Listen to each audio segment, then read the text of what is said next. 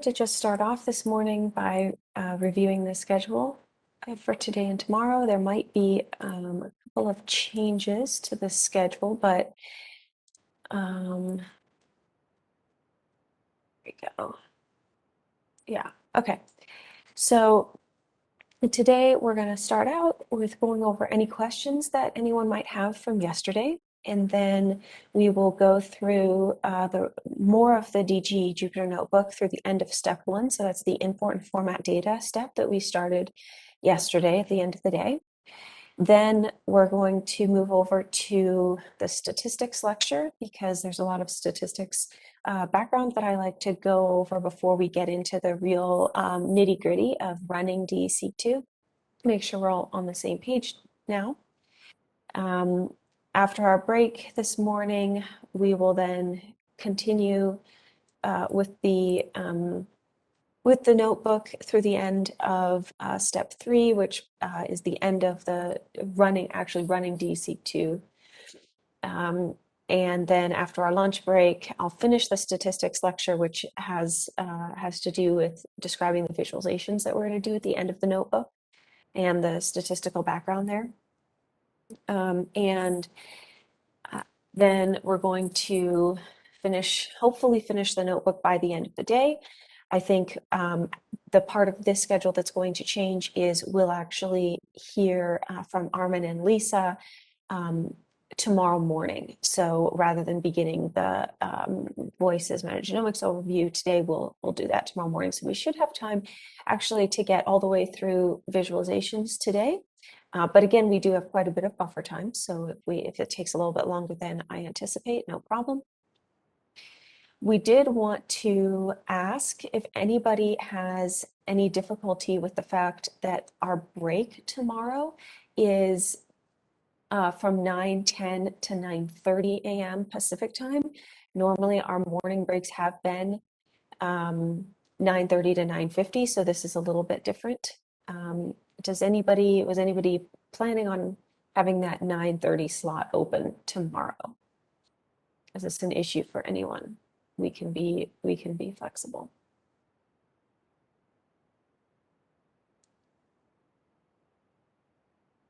Thumbs up. I like that. Thank you, Akmi.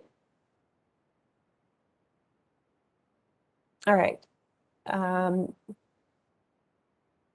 If anyone discovers that they have a conflict with this break, let us know sometime today and we can make that change. Let's go over to SMC. And for those of you who've just come in, I'm sharing that link in the chat. Please, everyone log into SMC and make sure to select the small server on demand for our server today. All right. Is anybody still waiting on their server to start up on SMC?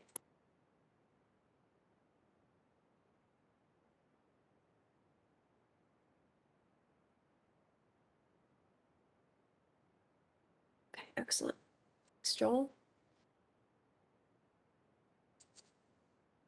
So for everyone who is on SMC, please make sure that your notebook is still open. For some reason, my notebook closed. I don't think I closed it. So you may have to reopen if you're like me. You may have to reopen the R notebook, which is, I'm putting the name in the chat, RNAseq DGEJN 0622. You can just open that by double clicking on it in the file tree. And once you're there, remember that in R, every time we kill the kernel, all of our variables go away. So even though we were almost all the way through our step 1, we need to go ahead and rerun all of these cells. So let's rerun them, and then I'm going to stop and see if anyone has any questions about all of this. Okay, so if you scroll back up to under 0, heading 0, load our libraries. We have our import libraries. You can start there and just run through all of the cells. And while you're doing this, make sure that you have the right kernel loaded. So that's the conda, R conda env GL4U-R in the top right. And if you don't have the right kernel, it will give you an error with these cells. So I'm just running through all of the cells from the top here, reading back in the sample table. We used read.csv for that. We looked at the sample table. It has sample names and conditions or groups. We then ran some additional R magic to compile and format the groups in a way that DSeq2 likes. We created a little contrasts table to tell DSeq2 that we want to run two different contrasts. We want to compare the flight group to the ground control group, and then we want to do the opposite comparison, ground control versus flight. We noted there are two different contrasts. We read in the raw counts table from RSEM from the end of the previous notebook. And then we created a DSeq dataset object, but we noted that if we try to do this without first converting all of the decimals to integers using the ceiling function, we do get the error saying some values in this assay are not integers. So we converted using ceiling. We reassigned the outputs of ceiling back to the raw counts variable. And then we were successfully able to create the DSeq dataset object. And we noted that this little pink message just means that DSeq is saving the counts as integers. It's not actually able to do the conversion itself. That's why we had to run ceiling.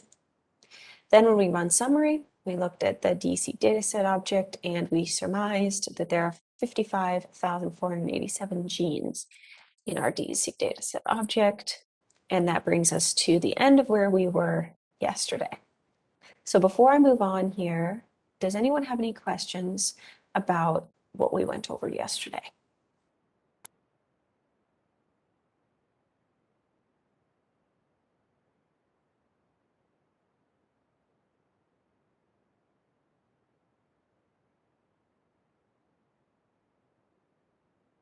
Okay, great. So Joel, did your instance eventually start up? And is anybody else waiting on an instance?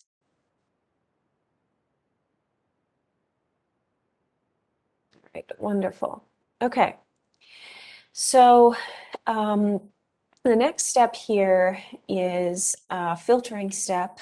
If you recall, at the end of the FASTQ to counts Jupyter notebook, I can just,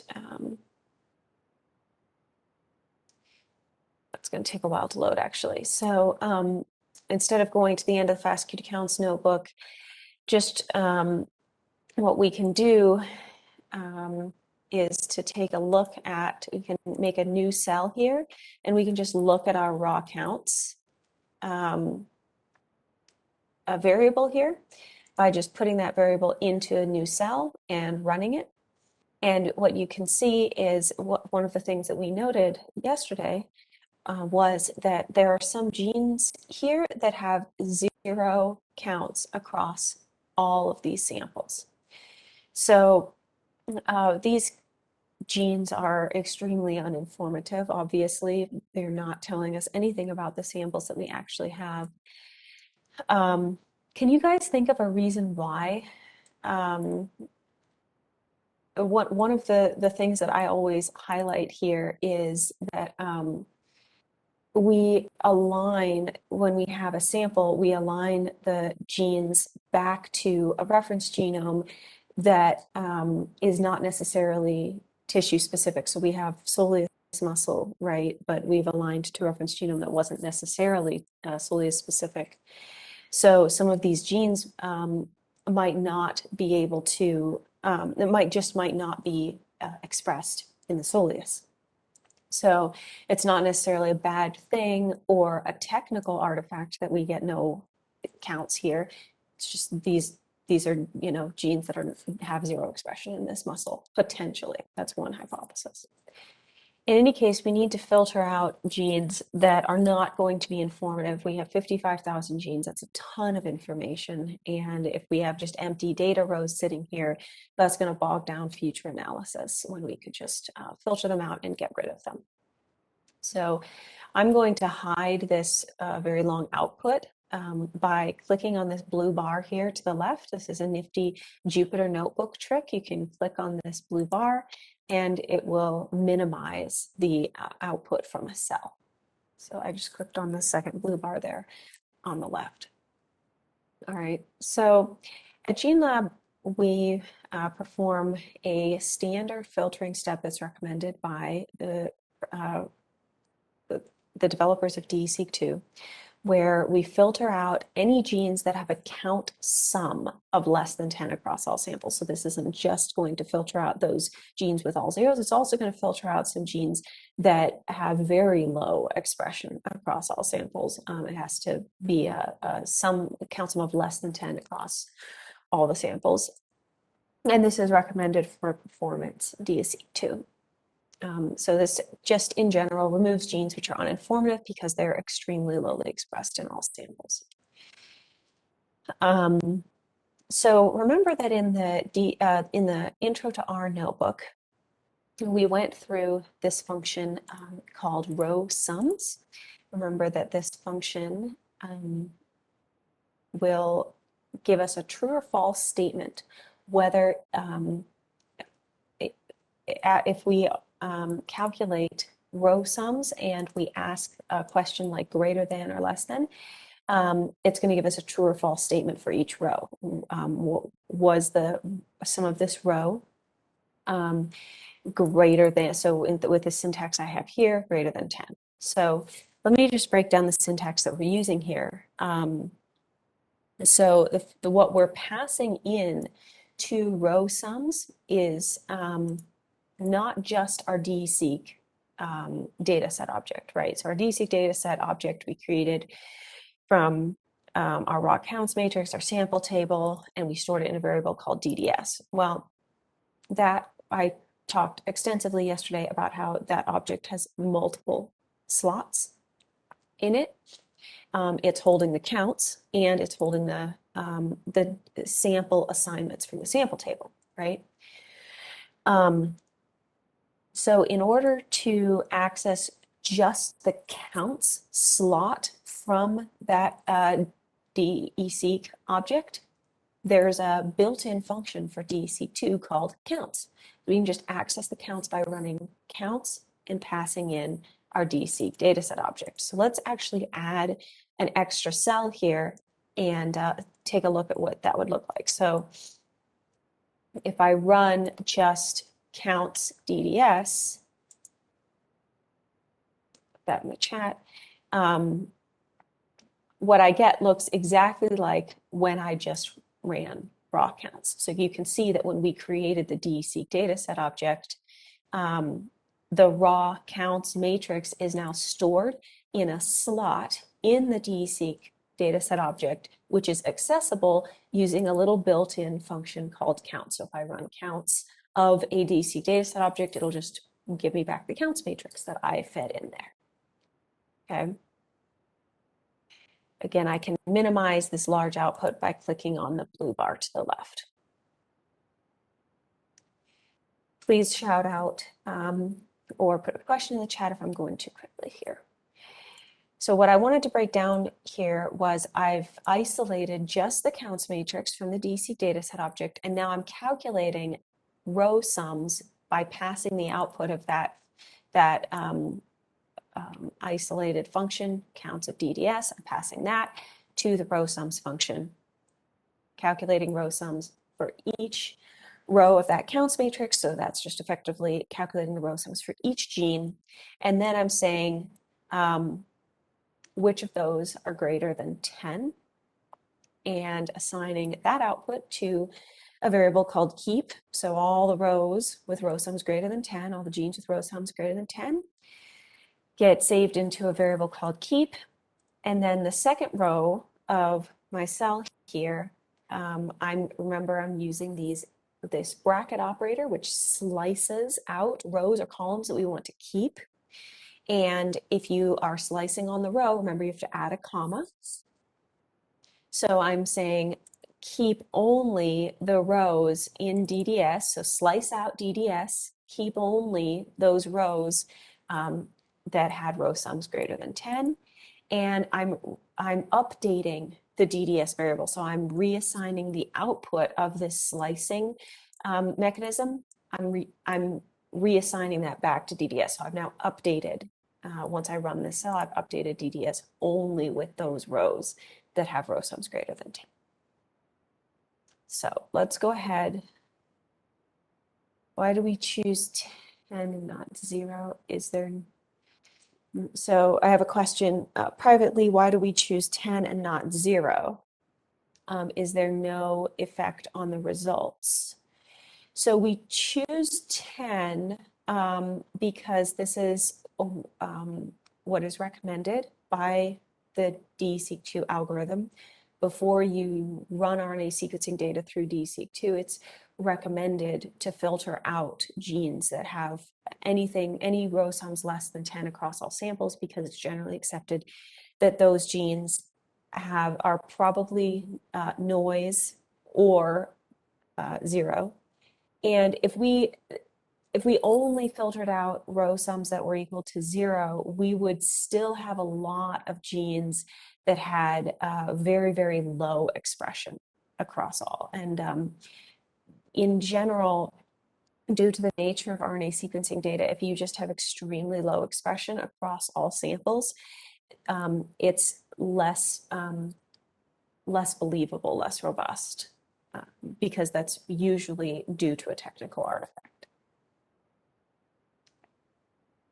All right, let's run this cell to filter our DDS object and then look at what we did to it. So please go ahead and run the summary DDS command again, and then let's answer the following questions.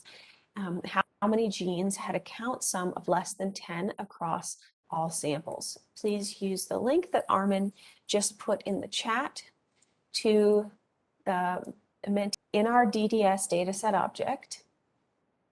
How many genes had a count sum of less than 10 across all samples? Please answer now. All right, in the interest of time, go ahead. I was just saying the minute's up. Okay, there we go. All right, so let's take a look at the answers here. So I get a lot of the same answer, 33,607, 4,000, some math, a dot, and 21,880. Okay, let's take a look at the summary of our new and improved DDS object on my screen here. So the new, after filtering, DC dataset object now has 21,880 genes.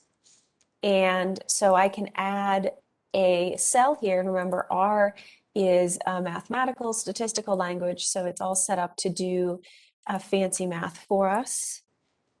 So I don't even have to get out a calculator. I can just say, all right, if we started with 55,487 genes and we now have 21,880 genes, how many genes did we remove? So how many genes had a count sum of less than 10 across all samples, because we only kept genes that had a count sum of greater than 10.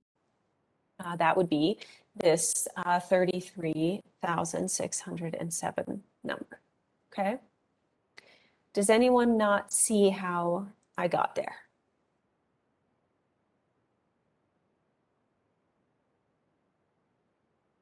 Okay, great. And then I think we kind of already answered this question. How many genes are stored in the DSeq dataset object now? 21,880. All right. Okay, so we kind of talked about, I guess, the takeaway here is, wow, a lot of genes had a count sum of less than 10.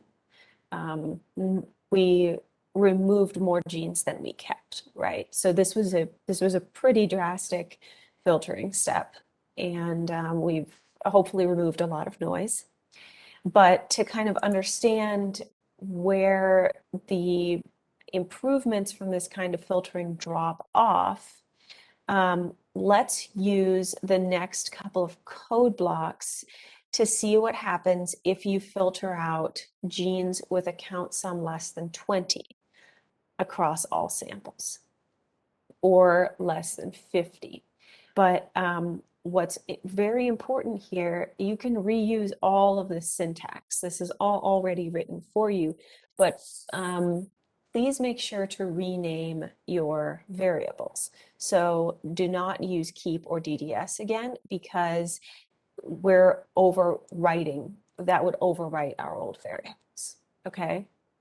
So go ahead, rerun, use the next few code blocks. You can also add code blocks and figure out how to change this syntax to you want to calculate row sums on, you do want to use your DDS variable to calculate the row sums, because that's not overwriting anything. But whenever you put something on the left-hand side of an arrow, make sure that you don't use that same variable.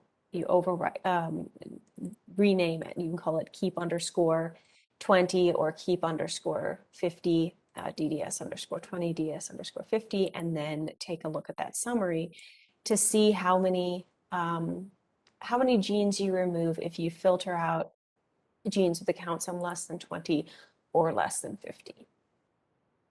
So you can use exactly these same commands.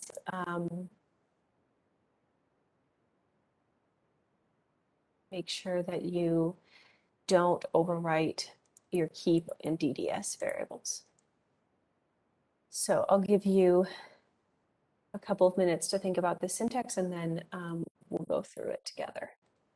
If anyone would like to share the syntax that they came up with via the chat, please go ahead and do that. And I'm going to go through the syntax here.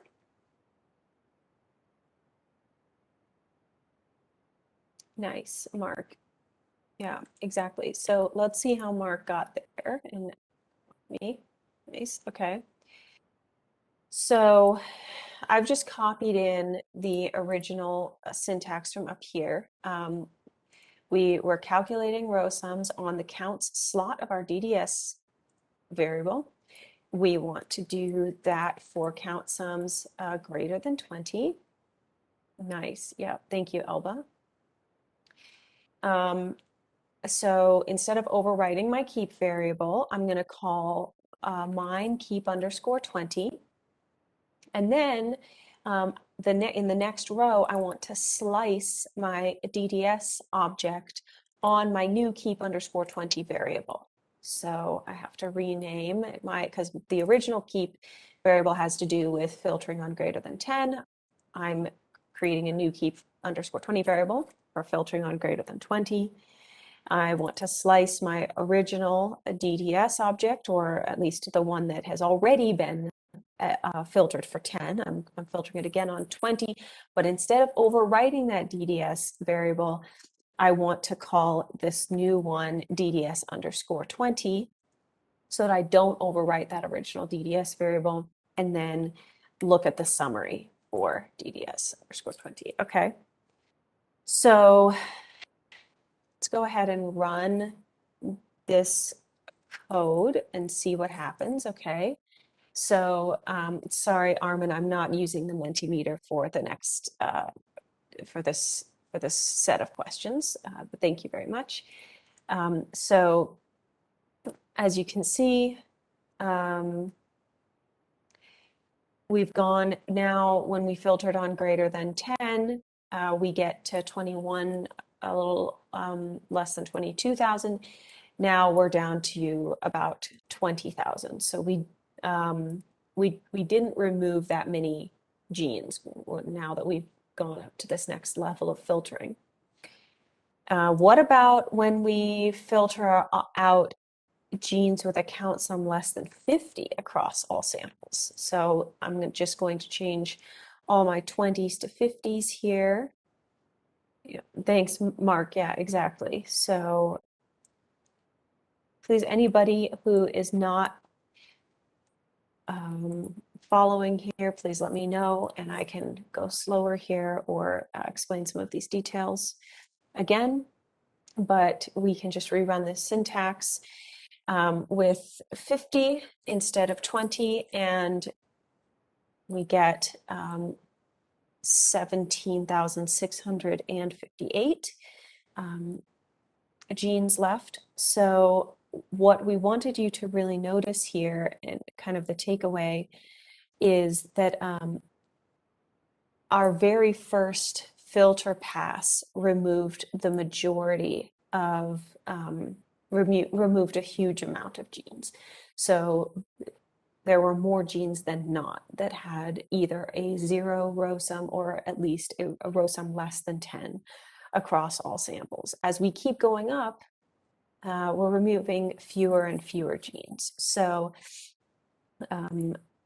in general, most of the noise is captured by that very first filtering pass, and most of the genes left have a row sum greater than 50 across all samples. So we can be confident that with our original filter, we've removed most of the noise, and what we've kept are genes that have high counts, which in RNA sequencing data, the greater the count in general, the higher the believability of that measurement. Because at lower levels, the assay tends to be noisy. All right, just to make sure that nobody accidentally overwrote their keep or their DDS variable, can we please all scroll back up to the line where we assigned our original DDS variable? So that's the DDS DC dataset from matrix line. Can we please rerun that line? Now we have our big DDS object with 55,000 genes, and just keep rerunning until you get to the original filtering line where we filtered on rows greater than 10, and rerun that line to get our DDS object. And then please make sure when you run summary DDS, it gives you 21,880. So if anyone is not seeing this, please let me know.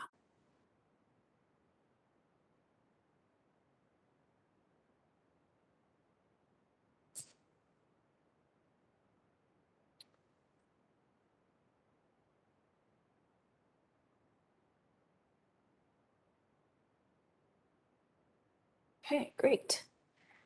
All right, so we're going to switch over now to the statistics lecture.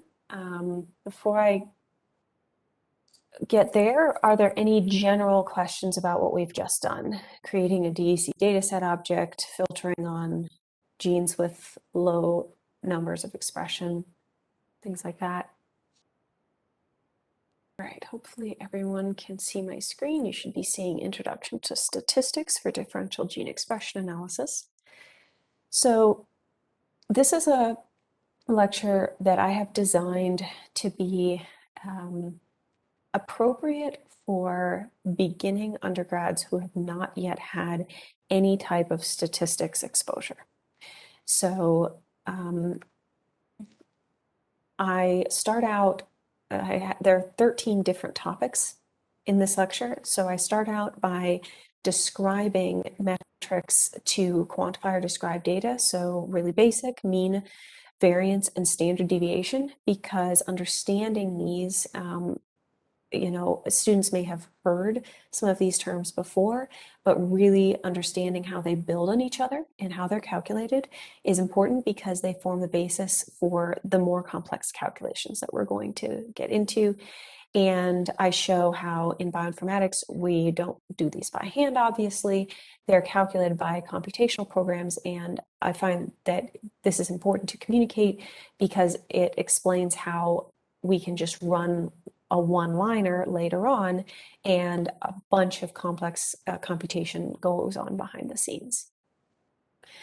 I then get into fold change, hypothesis testing, the null hypothesis, p-values, the importance of adjusting p-values for multiple comparisons, and then t-tests and wald tests as hypothesis testing calculations, and then principal component analysis, because these are all concepts that are commonly used in probability and significance, and more importantly, we use them in this notebook.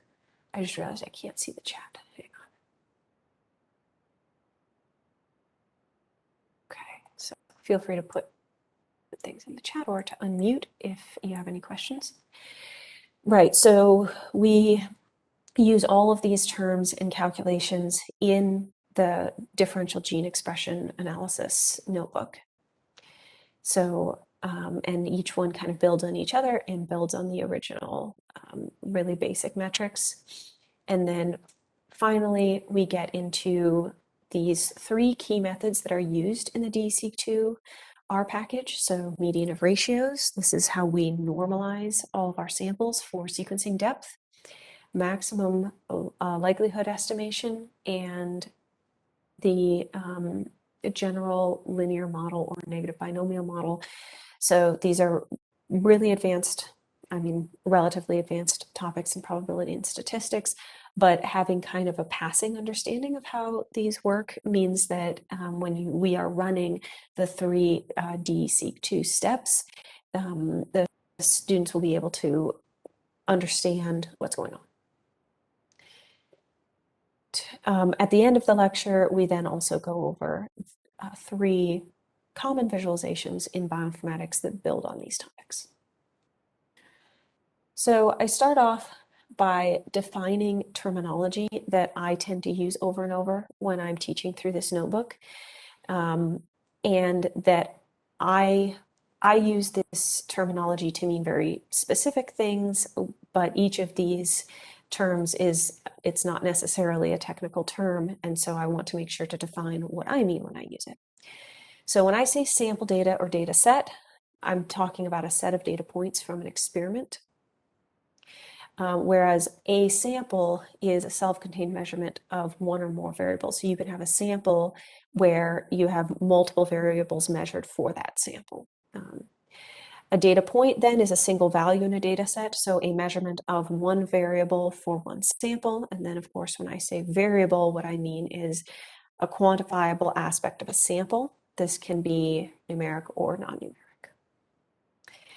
So in order to sort of slide into a nice introduction to statistics, I have a little story that I like to use, and you'll see why in a minute, but I like to start out by talking about Mel, who is an advanced-based carbon life form. We're working with spaceflight data, so I thought this would be an appropriate story. Mel sets out from a planet in the Tadpole Galaxy, which is a real galaxy, and it is 420 million light years from Earth. And when Mel arrives on Earth, the landing is in a large field of irises, which is the iris capital of the world, which is also a real place in Portland, Oregon. And Mel can only see irises and thinks that they're the dominant life form on planet Earth, and so spends a year collecting detailed data on petal length and width and sepal length and width. So Mel decides, based on all these measurements, that there are three different iris species, and names them Setosa, versicolor, and virginica.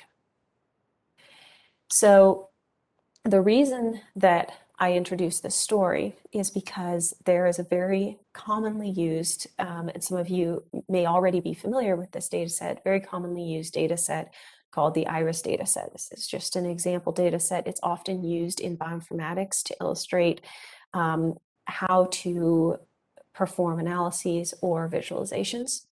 So because this data set is so common, some students have seen it already, or they will see it in other classes. So I like to use this as an example data set and use this to illustrate all of the different statistics and some of the visualizations that we're going to be doing. And then I kind of get into how this is similar to RNA sequencing data a little bit later, but this is kind of manageable because there are only 5 variables to start with. So has anyone here used the iris data set before. I know that this is an example data set in R. So I figured, yeah, Joel might have seen it before. I know you do some things in R.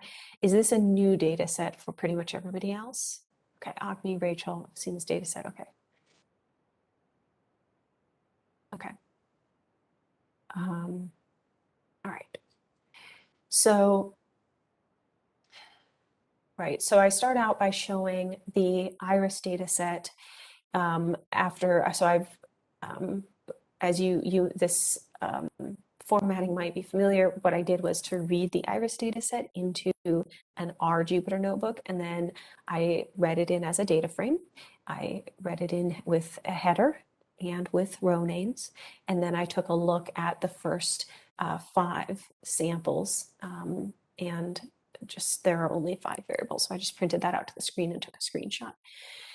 So when we take a look at this data set, we can relate it back to the terminology that I was just talking about. So we kind of have, we can sort of revisit this important terminology in the context of this data set. And so here, the whole data set here, if we just focus on the first 5 samples at least, this is our sample data or data set. We have 5 samples here. So in this case, 1 sample would be 1 iris. So that's what I call a sample. Now there are 4 variables here: sepal length, sepal width, petal length, and petal width. So our imaginary friend Mel took these measurements for I think over 100 irises, and then assigned a specific species based on these observations. So the first 4 variables are numeric, and then the 5th variable is non-numeric, and that's the species. So the first 5 irises or samples that we're looking at here are Setosa. When we get into looking at the rest of the data set, we'll also have those other 2 species as well. And then also data point is the 4th important term that I wanted to point out, and that is the measurement of 1 variable for 1 sample. Okay. So continuing on with the story, when Mel sends this data set back, it's a big data set, there's a lot to look at, and so the scientists want some basic descriptors to just kind of summarize what's going on in the data set. So Mel invents the average or the mean of a set of numbers. Everybody knows how to calculate the mean of a set of data points.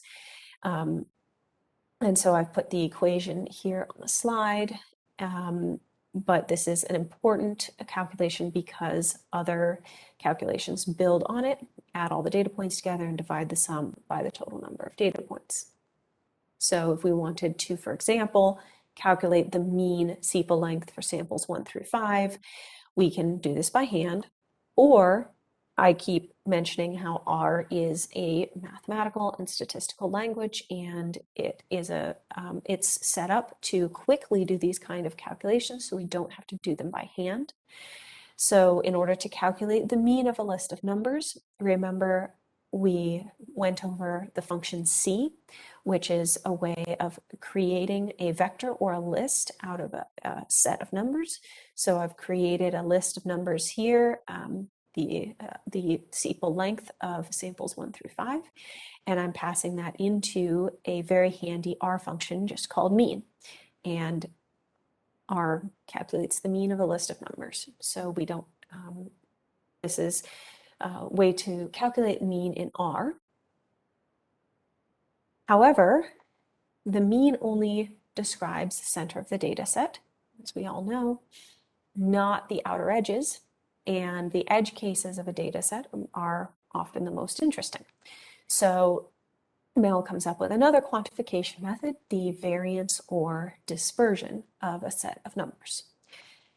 So the variance is meant to tell you the consistency of the points in a data set. So this is one way of thinking about variance, how consistent, how close together are the points in a data set.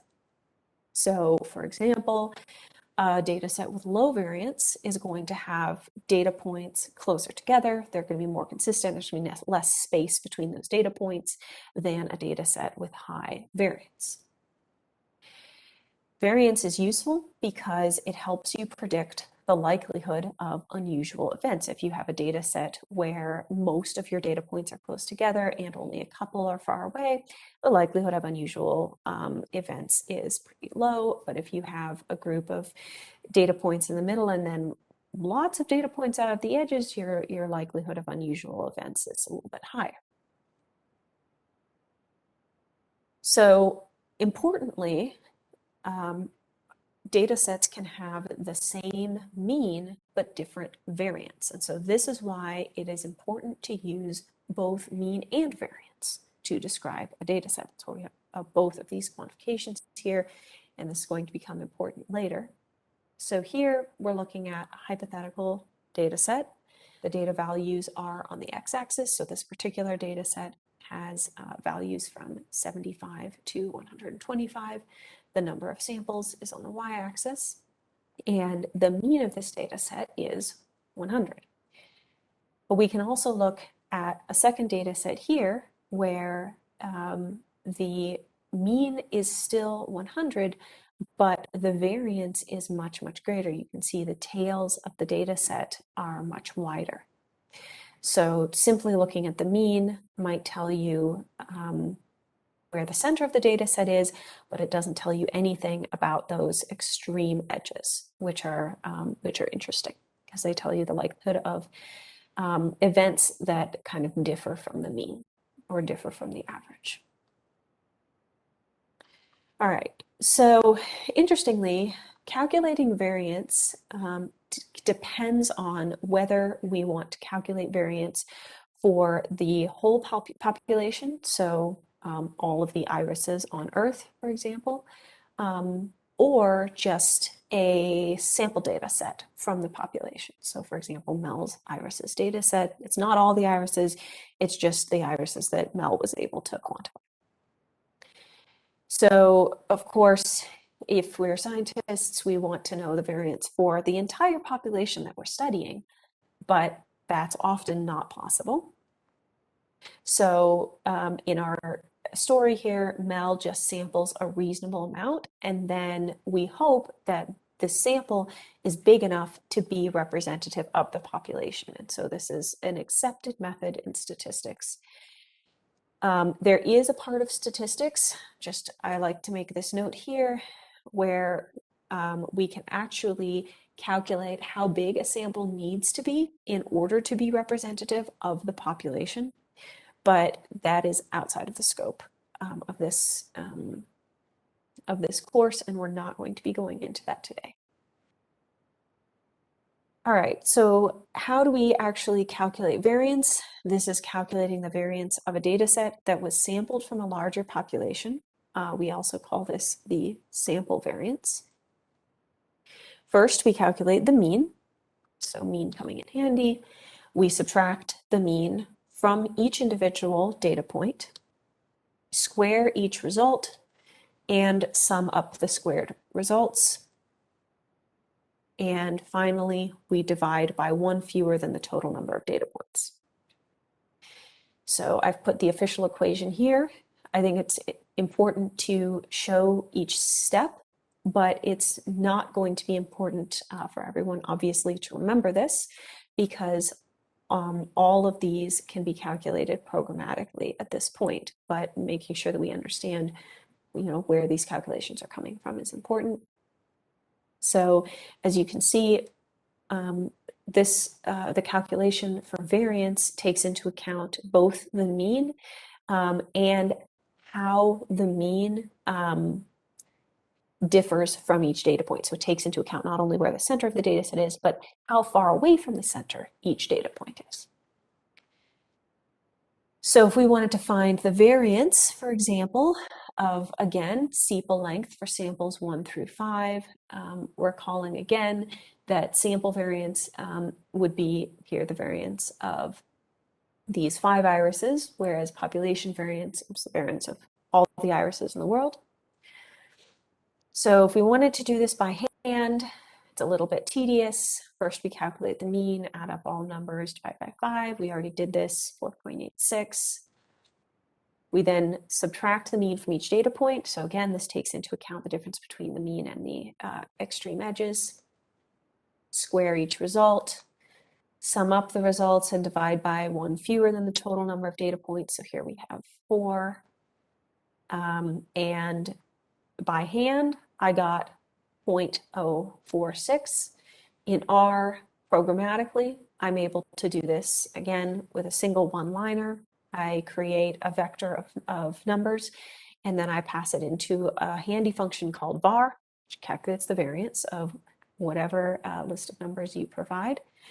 Now R provides a different number, 0.043. And the reason that this is different is because R is able to take into account decimal points much, much farther out than I was willing to do when I did it by hand. So the standalone variance here is just a number. It's kind of hard to understand or hold in your head or visualize, okay, the variance of this data set is 0.043. So the standalone variance actually has limited utility on its own as a number, but the reason that we're interested in variance is because we can use it to calculate the standard deviation of the data set. So what's standard deviation? Right, variance is a bit difficult to interpret and visualize. However, if you take the square root of the variance, one more step, the resulting value describes the average distance that each data point lies away from the mean. And this is a little bit more interpretable. This is called the standard deviation. Very easy equation. It's simply the square root of the variance. And we can visualize this here. The standard deviation, which we call SD or sigma, is a measure of how spread out your data points are. So in the mock plot here, we can see mu standing for mean, sigma standing for standard deviation. And so this is a way of kind of characterizing how spread out your data points are. So here we can actually quantify what percentage of our data are within one standard deviation of the mean. So the greater that percent, the less spread out our data are. And we could say, all right, how many of our data points are within 2 standard deviations or 3 standard deviations. So if most of our data were here clustered within 1 standard deviation of the mean, our data would not be very spread out. So we can use this to make statements about the structure of our data. We can also use it to make statements about specific data points. So we can say, okay, this data point is so many standard deviations away from the mean. So if a data point is within 1 standard deviation of the mean, it's pretty typical. It's right there in the center of the data set, and it kind of represents the average of the data set. But if we have a data point that's out here, it's 3 or more standard deviations away from the mean. This is kind of an unusual data point. We might call it even an outlier. And there's a statistical definition of an outlier that we're not going to get into now, but that has to do with using standard deviation and mean to describe how unusual a data point is. So we can very easily then, of course, find the standard deviation of the sepal length for iris samples 1 through 5 by simply taking the square root of the variance that we just calculated. For me by hand, this came out to 0.21, and in R, again, there's a very handy function, SD, to calculate the standard deviation of a vector or list of numbers, and this came out to approximately 0.21 after rounding. All right, so everything that we've done so far has kind of used a very small subset of data. We've only been looking at iris samples 1 through 5 because that's as many as I was willing to type out to do by hand. But that's not the whole data set. That's not the whole iris data set. And so it's only representative of those 5 samples. There's more going on in the data set. So if we were to look at the distribution of all the sepal length data, so just pointing out here, we're still sticking with just one variable, just sepal length. In a little bit, we're going to get into how do we take into account lots of variables to paint an even greater picture, but right now we're sticking with just sepal length. So if we were to take a look at the distribution of all the sepal length data using these metrics that we've just learned about. So here, what I'm showing is a plot of sepal length. So each data point for length is on the x-axis. We have length in centimeters. The number of samples is on the y-axis. And so what I'm showing is a histogram where these bars represent different numbers of samples. And it's colored by the different species. So we actually are taking a look at two variables here, species and sepal length. So using the terminology from the last slide, I have mu as the mean, and I calculated the mean for the entire data set, 5.84, and the standard deviation is 0.82. I have mean plus 1 standard deviation and mean plus 2 or minus 2 standard deviations here.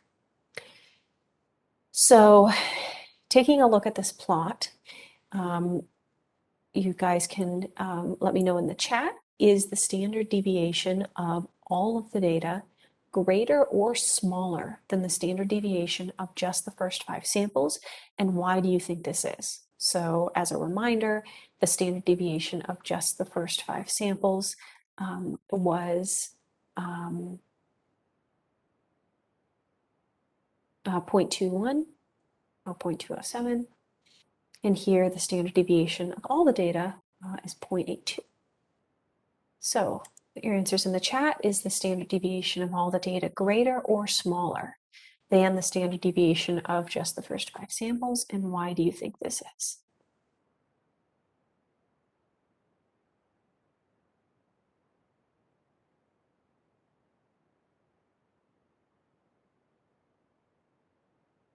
Did I lose everyone?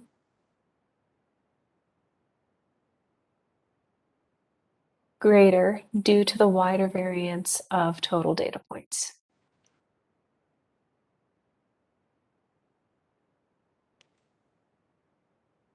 Yeah, exactly. Okay, so greater, right? Because the full data set has more spread out data points. It's just what you would expect when you get more real data. Great, thank you. All right, so now we're going to get into kind of looking at and asking questions and making hypotheses about the data set itself. So if we were to take a look at the data just between the mean and mean minus 1 standard deviation, is there a species specific pattern? Like, is there one species that's kind of taking over that area of the plot?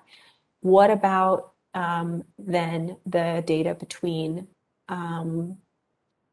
the mean and mean minus 2 standard deviations?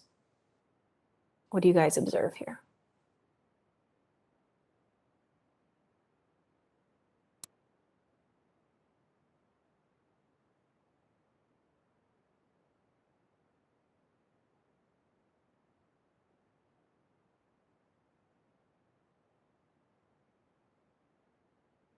Yeah, exactly, Mark. Setosa begins to take over. That is exactly how I think of it too. And if it's taking over this region of the plot. So does everyone see what Mark has pointed out? If you start to break down this plot in terms of species and area, what we see is that the Setosa species makes up the majority of the samples between mu and between the mean and 1 standard deviation less, and especially almost all of the samples between the mean and 2 standard deviations. So this is a way that we can start describing the data set in terms of the metrics we just learned about. If we were to remove all of the Setosa samples from this data set, would the mean of this data set increase or decrease? What do you guys think?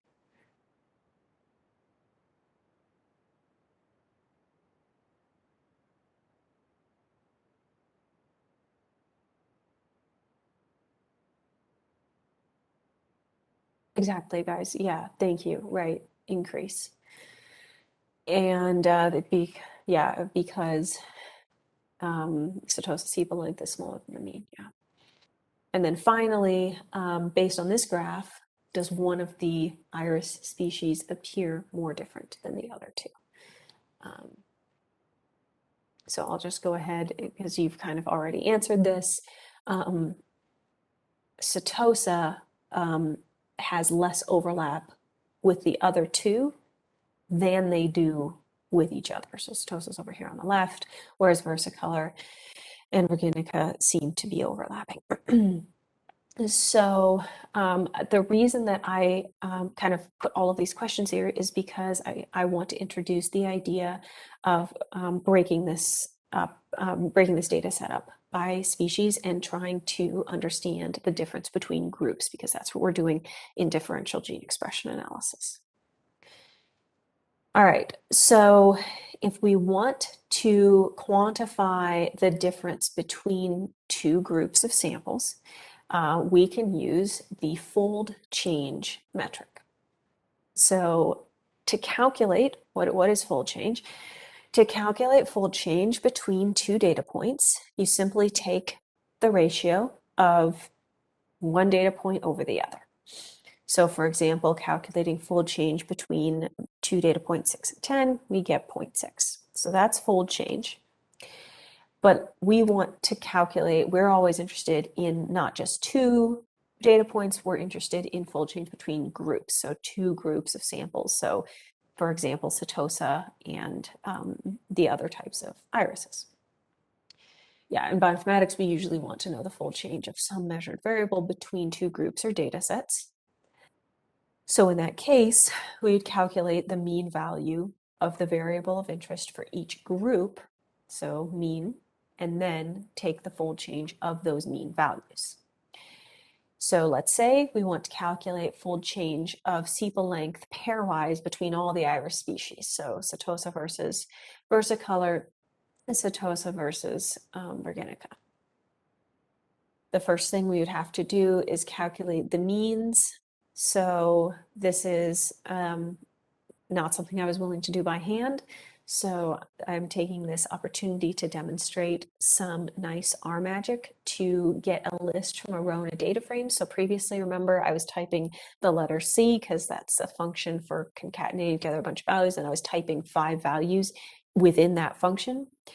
Here, in order to grab one row of a data frame and turn it into a list, I nested together a whole bunch of functions to just grab that row, turn it into a list, and then I had to remove the name of that row because each row comes with its own name, because that's how I read in the data frame.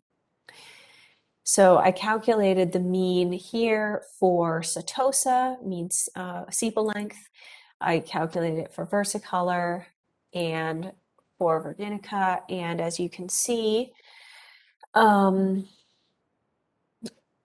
as we already observed from that previous plot that I showed, the mean for Satosa is much lower than the other two.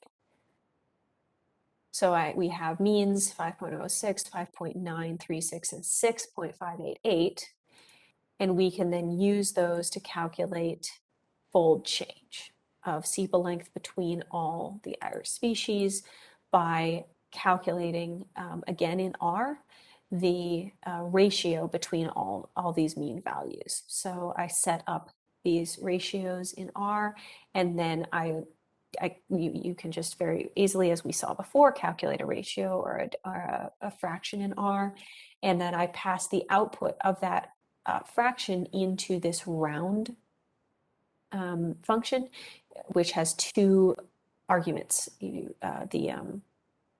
the number itself, and then the number of digits to which you want to round. And so I round it to 2 significant digits. So I get fold change for each of my comparisons here. I did Satosa versus each of the other species, and then I did Versicolor versus Virginica. So this is fold change. What is what we can tell based on these fold change values is which of these iris species are the most similar. So one thing to point out here is obviously when you have a fraction, if the numerator and denominator are very, very similar to each other, that fraction gets closer and closer to 1. So closer to 1, our fold change is the more similar our groups are. The farther away from 1, as it gets less and less than 1, the less similar our groups are. So based on these fold change values and what I just said, which iris species appear to be the most similar as far as the sepal length variable goes?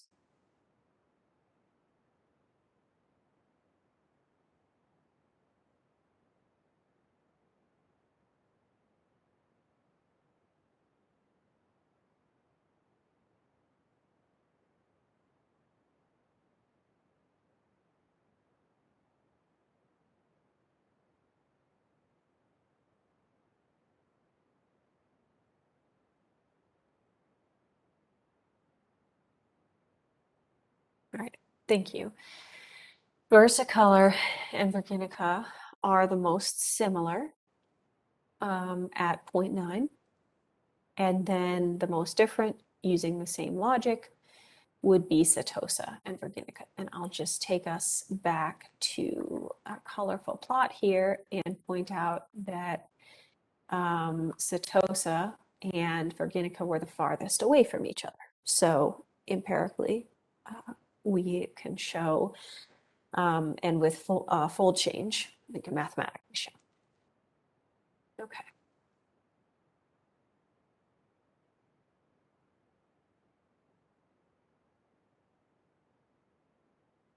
All right. So in practice, so I've just talked about how between 0 and 1, we get fold change closer to 1, more similar our groups, closer to 0, more different our groups. But in practice, if we're looking at many variables, like we're going to, so thousands of genes, the values for fold change can be very far apart. So, we can get down, we can be at 0.9 or we can be at 0.00000, whatever, depending on how different the groups are. And so this can make it difficult to compare and visualize directly because if you have thousands of variables and they're spread out across the number line, makes visualizations difficult. So for data science purposes, we often take the log of fold change values. So we call this log fold change, or LFC.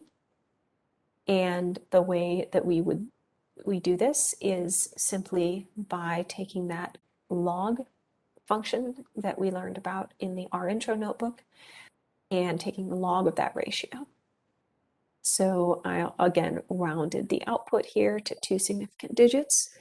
And I calculated log fold change for each of these comparisons.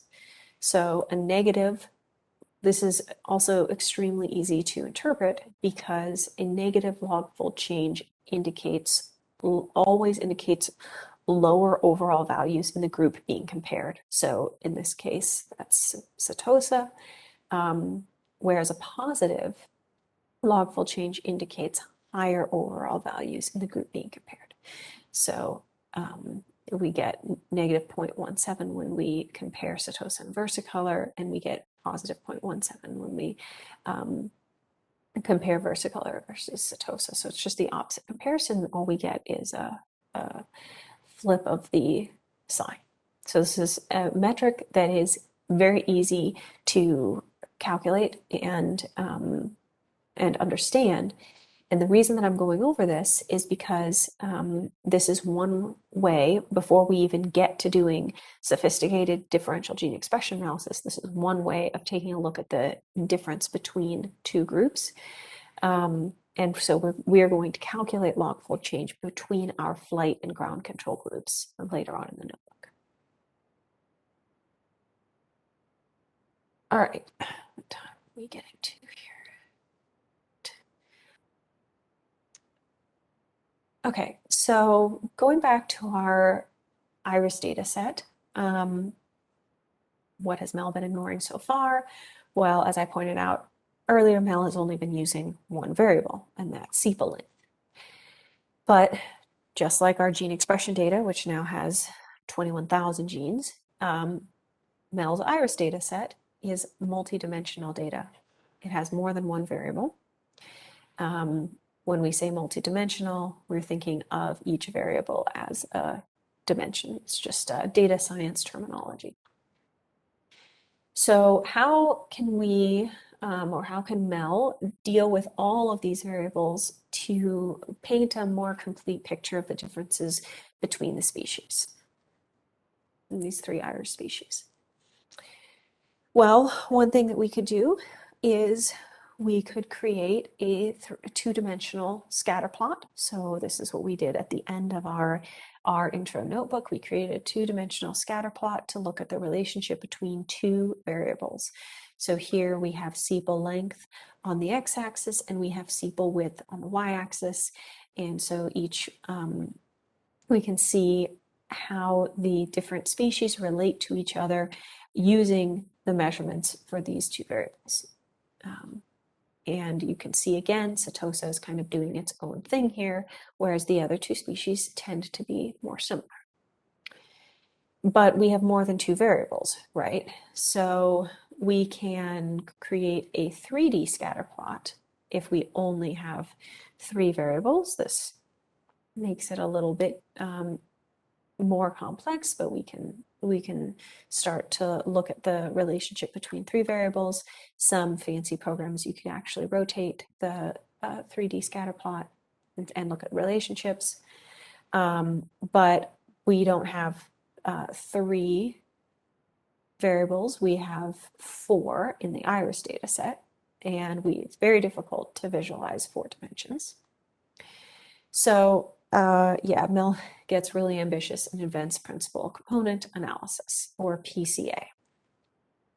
So PCA is a very common technique, particularly in gene expression analysis, for reducing the number of dimensions or variables into a small number of vectors. So in the iris data set, we have 4. In the gene expression data set, we have 22,000. So it's important to be able to understand globally, big picture, what's going on with the data set without having to look at each of those variables. And PCA is a useful type of analysis for doing this. So PCA takes all of the dimensions and condenses the information in those variables into a small number of vectors. So here, when I say vector, I mean this is a summary of key information, which was previously spread out across many variables. A vector here represents the main sources of information or variance in the data set. So that's really what we're interested in getting at. We know, especially in gene expression data, that genes tend to operate in networks, which means that there are going to be groups of genes which all have the same pattern of variance. They're going to go up in these samples and down in these samples. So we don't have to look at each individual variable or gene. We want to pull out the main sources of variance in the data set. So we call these vectors that represent main sources of variance principal components, or PCs. High dimensionality data usually are visualized with a scatter plot of the first two PCs, because those two vectors tend to represent the majority of the variance in the data set. And we can actually measure how much of the variance of the data set is being captured by each of the principal components. So how are principal components calculated? There is quite a bit of sophisticated math here, and I'm going to do a high overview and not get into the details. But briefly, the covariance matrix has to be calculated between all data points. Again, recall variance. This is how the data point varies from the mean. covariance is how similarly two data points, yeah, magic, exactly. Thank you, Joel. How similarly two data points vary from the mean. So for every two, we call this pairwise, for every two data points in the data set, we calculate how similar they are in how they vary from the mean. So I was just talking about how genes tend to work in networks. So if two genes are acting very similarly, they will have a high, a very, they'll have a covariance close to 1. Whereas if two genes are very different from each other, they have a very different variance pattern, they will have a much lower covariance. So we're basically asking, is there any relationship between these 2 points? And the way that we think of relationship is how these data points relate to the mean, how far away they are from the mean. We can also call this correlation, so covariance of correlation. So once we have our covariance matrix that describes how similar each pair of data points is, we then calculate the eigenvectors of the covariance matrix.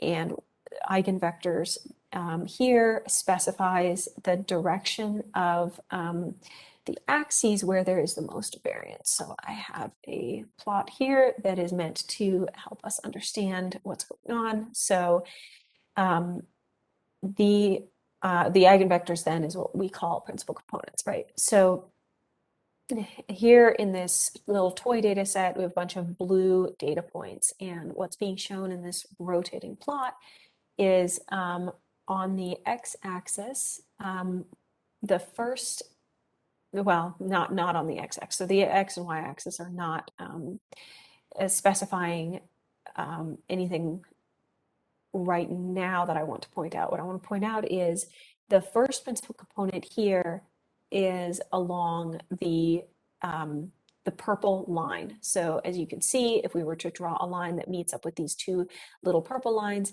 this captures most of the variance in this data set. So just intuitively looking at this data set, you can see most of the spread out, most of the variance, most of the difference in this data set is going from the lower left to the top right. That's where the difference is. Like the two most different points are the one in the bottom left and the top right, right? So that is our first eigenvector. Our first principal component is that line that captures all of that variance. And the x and y values dictate that line. So that's why those. And then the thing is, though, there's also some variance, there's some spread in the orthogonal direction, going from the bottom right to the top left, right? It's not as much, but there is some. So there's, there's a difference between maybe, this dot on the bottom right and this dot on the top left. So the next principal component, the second principal component, is always perpendicular to the first principal component. So that's what this rotating thing is showing here. Our second principal component is orthogonal to the first one, and it explains the variance in the other direction.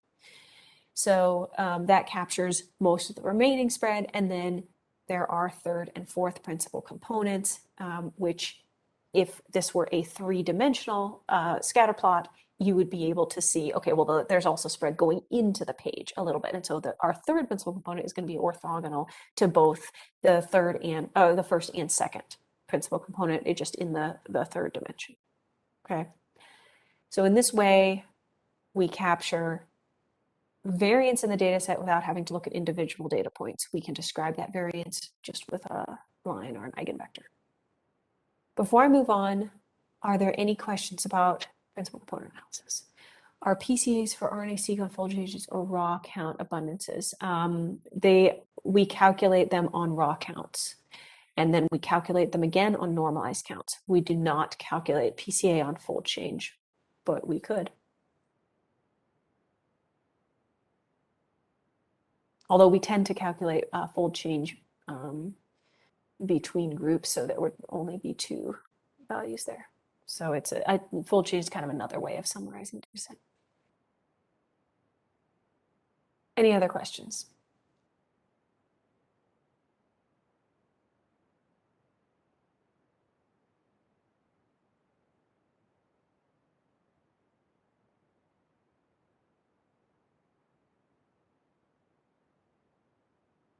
Okay, excellent. 3D PCAs. Yeah, so we actually have a three-dimensional PCA plot in the GeneLab visualization portal. So we can look at that when we make our 2D PCAs in the notebook. I'll also show you 3D. Yeah, I use them to show people how cool the GeneLab visualization portal is. But no, yeah, seriously, it is extremely useful to be able to see the structure in the data. Okay. Other questions about PCA?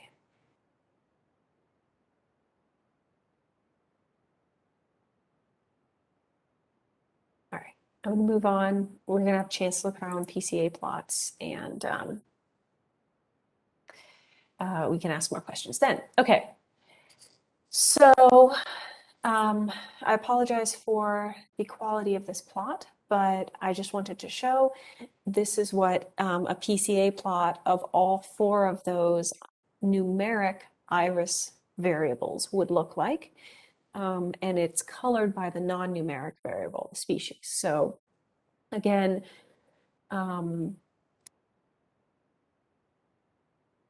we're seeing the pattern that we have consistently seen with this data set, where the Setosa species really tends to be quite different from the other two species. Even more so now that we've incorporated the information from the other three variables, not just sepal length. So one thing I wanted to point out here is that you can actually see we can calculate the percent of variance that is captured by each of the principal components. So in that rotating chart, you could kind of see visually in that example data set that a lot of the variance was captured by that first PC, and then another nice chunk was captured by the second PC. But when we calculate principal components, the program generally is able to tell us automatically what percent of the variance in the data set is captured by each principal component, and then we usually add that into our plot for situational awareness as part of the X and Y axis labels. So here, principal component 1 is on the X-axis, principal component 2 is on the Y-axis, and you can see principal component 1 explains 72.96% of the variance in the data set, and principal component 2 explains another 22.85%, which roughly adds up to 96%. So this PCA plot right here is showing us the structure of the data if 96% of the variance is captured in this plot. So there's only 4% of variance not being represented here. So this is a pretty useful plot. Like, we're really seeing most of the variance. And variance, I'm using variance here to mean basically what tells us the structure of the data. So how data points relate to each other has to do with the variance. So that's why this plot is useful, because we can visually see relationships between data points based on variance.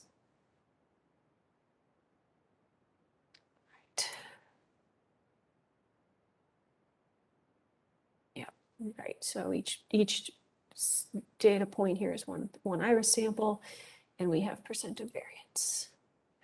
Okay. Okay, so I kind of alluded to this in the previous slide, but PCA is useful because it can be used to identify clusters of similar samples. So here I've manually assigned clusters. There are also programs that will identify clusters automatically for you. But here I've found two clusters. I thought Setosa looked like one cluster, and then the other two species looked like a second cluster. So in the last minute here, 3 maybe. Yeah, could be 3. I would say there are like 2 big ones, and then maybe like the second one can be subclustered. But this is, again, the reason I said I did this manually is because it's illustrative, and I wouldn't manually assign clusters necessarily for like publication. I would want to have a program k-means clustering or something like that, identify clusters mathematically. All right, so in the last minute, Mel, who somehow knows about DNA, now thinks that the differences observed between the iris species must be due to a gene that is maybe turned on in the setosa flowers, but turned off in versicolor and virginica. What is the name for this type of statement? Everybody? Option with color. Ah, good point, yeah. What do we call, before we go to break, what do we call this kind of statement? A hypothesis, exactly. Yes, right. Perfect. Okay. All right. Time for break. Please be back at 9:50 and we'll go through some more stats. Thank you, everyone.